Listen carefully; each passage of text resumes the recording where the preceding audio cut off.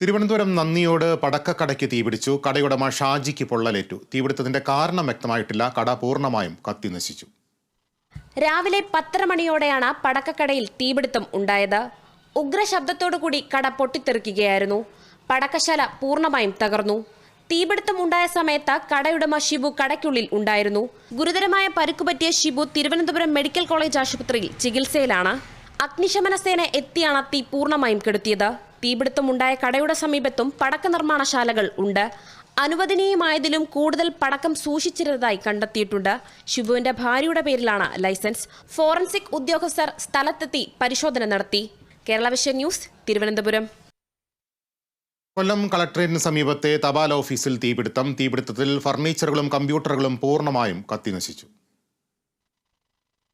രാവിലെ ജോലിക്കെത്തിയ ജീവനക്കാരനാണ് ഓഫീസിനുള്ളിൽ നിന്നും പുക ഉയരുന്നതായി ആദ്യം കണ്ടത്. ഉടൻ തന്നെ പോലീസിലും ഫയർഫോഴ്സിലും വിവരമറിയിക്കുകയായിരുന്നു. ചാമക്കടയിൽ നിന്നും ഫയർഫോഴ്സ് യൂണിറ്റ് എത്തിയാണ് തീയണച്ചത്. ഷോർട്ട് സർക്യൂട്ടാണ് തീപിടുത്തത്തിനിടയാക്കിയതെന്നാണ് പ്രാഥമിക നിഗമനം.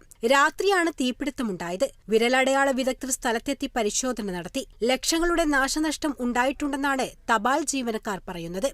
കേരള വിഷൻ ന്യൂസ്, കൊല്ലം.